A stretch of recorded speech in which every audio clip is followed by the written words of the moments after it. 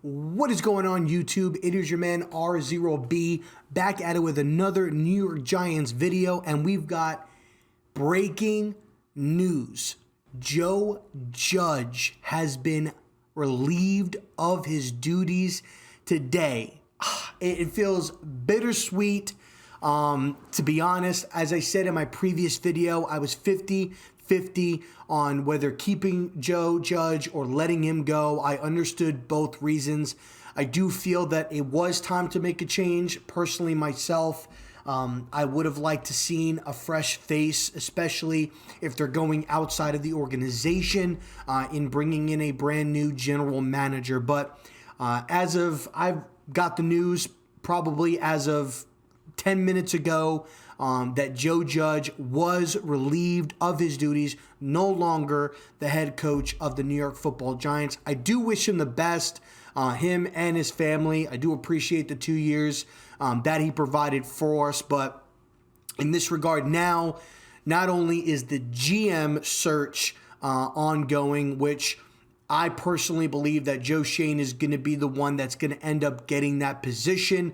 But I feel now at this point, obviously, the head coach position is now underway as far as who is going to fill that role. And very quickly, I wanted to make this video. I wanted to record it to get it up there for you guys as far as possibilities for potential new head coaching. Obviously, you're going to want to get the GM in place first, and he will do a thorough search. But some of these guys now, I think that as far as for the next head coach, we do need to go with an offensive-minded head coach. We have a ton of opportunity when it comes to the offense with Kenny Golladay, Kadarius Toney, and then depending on if they bring back Sterling Shepard or they re-sign Evan Ingram, you have Saquon Barkley, if they decide to keep him. You have all of these capabilities on offense, and let's face it, the offense was our Achilles heel this year. We were not able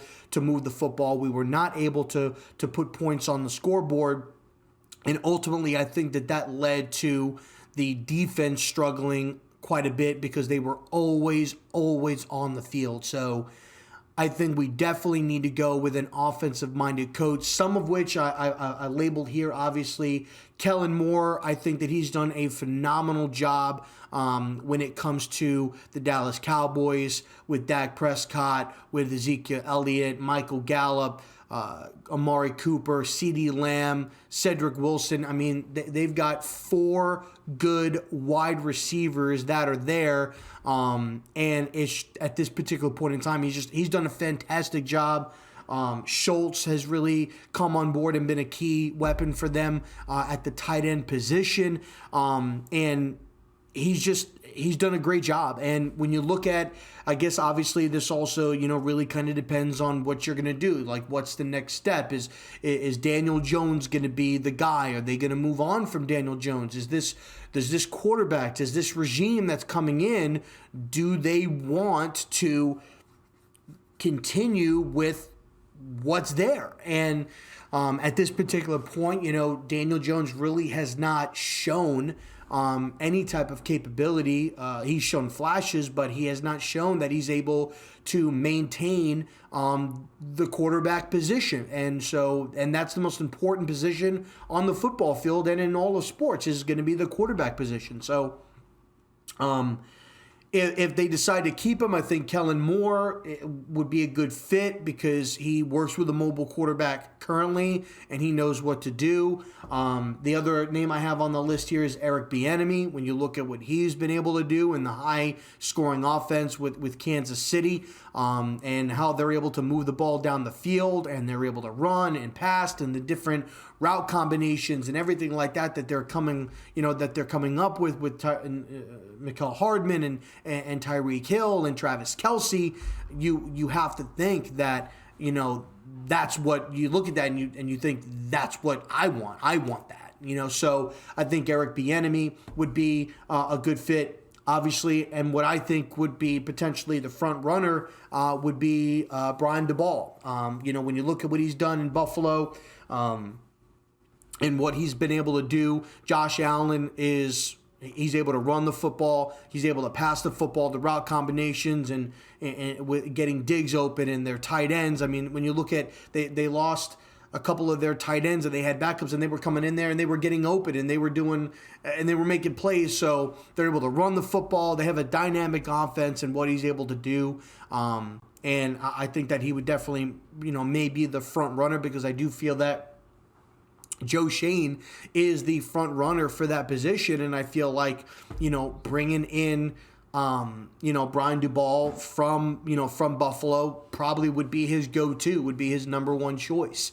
And when you look at it, I think it makes sense. Obviously, I wanted to put another offensive, mind here, Doug Peterson. I think Doug Peterson did a really good job offensively, when it comes to the Philadelphia Eagles. I don't necessarily think that he lost his job due to the fact that he was incapable of performing. I think that it had a lot to do with the front office and, Carson Wentz's injuries. And, they had Jalen Hurts there, and I think that the fan base was calling for a push for Jalen Hurts. I think that Howie Roseman wanted that Jalen Hurts to go, and I don't think that, Doug Peterson, wanted to move on from Carson Wentz.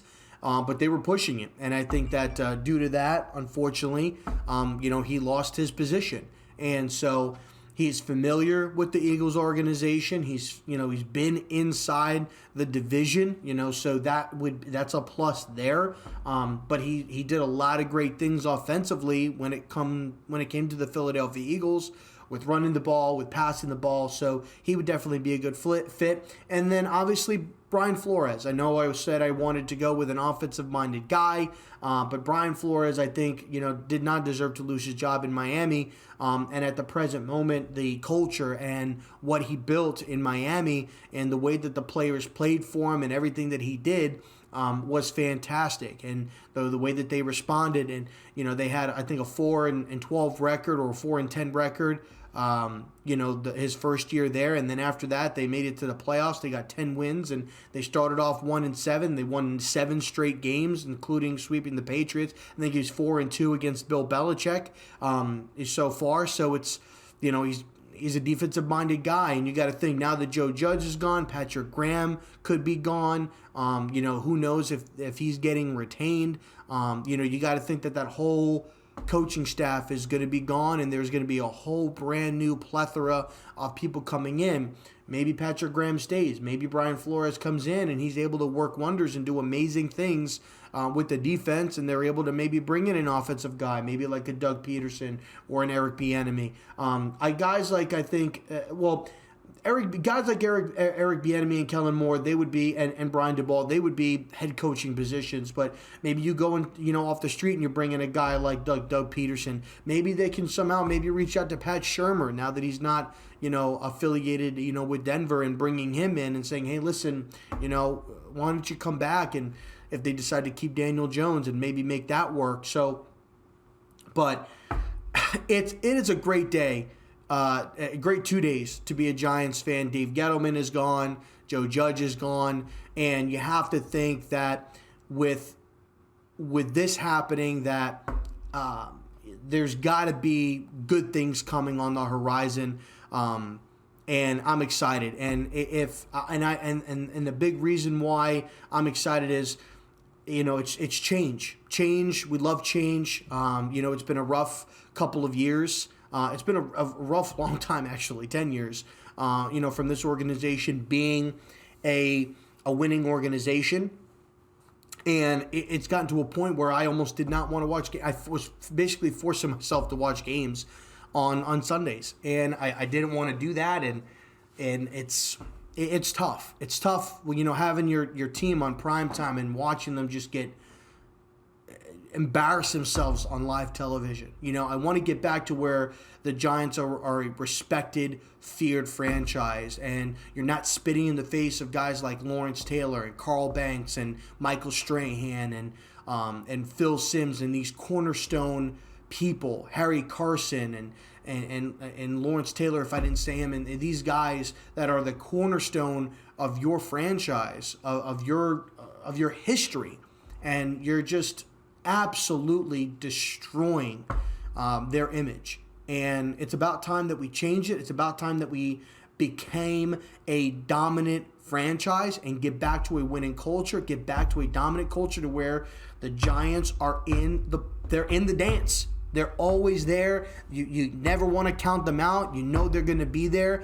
And I think that this is a great opportunity, and we've got a light schedule next year, and I think it's a great schedule to test our new head coach and our new GM and really go ahead and put something together.